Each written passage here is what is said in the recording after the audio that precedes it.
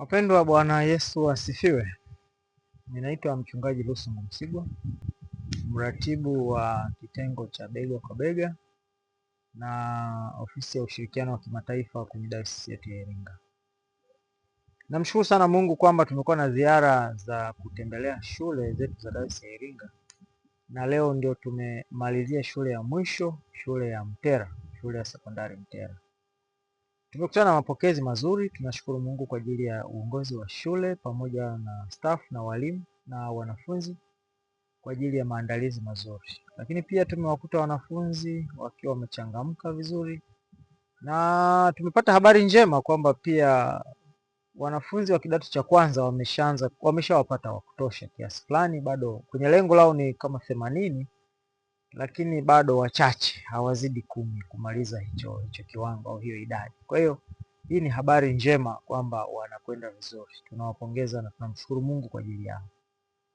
Wanafunzi wanaofadhiliwa pia tumewakuta wa kutosha. Katika 155 ni wanafunzi 13 tu ambao hatujawaona shuleni, na miongoni mwao sababu zinaeleweka kwamba sharika zao hazijaleta majina ofisini kwetu.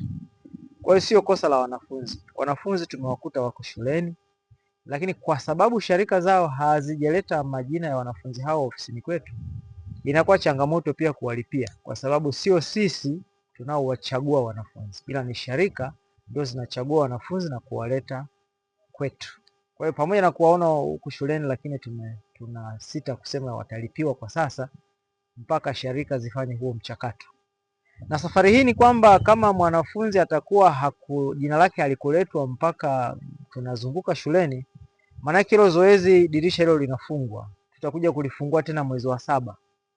Sasa kwamba nini kitatokea hapo katikati kati ya mwanafunzi na shule na mzazi, hilo linakuwa sio la kwetu. Sisi tunatekeleza lililo la kwetu. Ambao wamepatikana vizuri, majina yako kwetu na tumewakuta shuleni, ada zao zinalipwa sasa.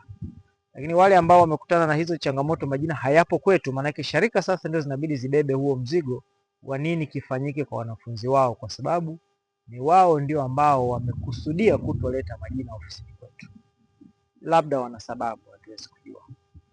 Lakini kwa ujumla wa ziara nzima, ningetamani kuwashukuru na kuwapongeza sana wakuu wote wa shule na staff na wanafunzi kwa ushirikiano ambao tumeupata kutoka shule zote 6. Tumepata ushirikiano wa kutosha sana, na kila mahali tumewaambia wanafunzi wajipange vizuri. Ni mwanzoni mwa mwaka, ni vizuri kila mwanafunzi kujiwekea malengo, anataka afanikiwe mpaka wapi, halafu akaweka mkakati wa kufikia malengo yake. Kwa kufanya hivyo, tunaamini wanafunzi wetu watafanya vizuri na watafanikiwa vizuri zaidi. Nia yetu ni kwamba kila mwanafunzi afanye vizuri, ili pia na shule zionekane kwamba zinafanya vizuri. Aidha, tuwapongeze sana walimu kwa kazi kubwa na nzuri wanazozifanya, na hata watumishi ambao sio walimu kwenye hizo shule zote. Mchango wenu ni wa maana sana kwa hao vijana wetu. Mnatengeneza future yao, mbele ya maisha yao. Mungu awabariki sana kazi zenu, na Mungu awabariki karama na vipawa vyenu kuwafikisha watoto hao wanapotakiwa kufika. Maana ninyi sasa mmefanywa wazazi wa pili kwa kuwa walezi wa watoto hao, kama ambavyo bega kwa bega pia ni mzazi wa pili kwa kuwa ni mlezi wa watoto hao. Kwa hiyo wanapofanya vizuri tunafurahi, wanapofanya vibaya inatuumiza kidogo. Baada ya kusema hayo, Mungu awabariki sana, tuzidi kushikamana na kushirikiana. Mungu akubariki.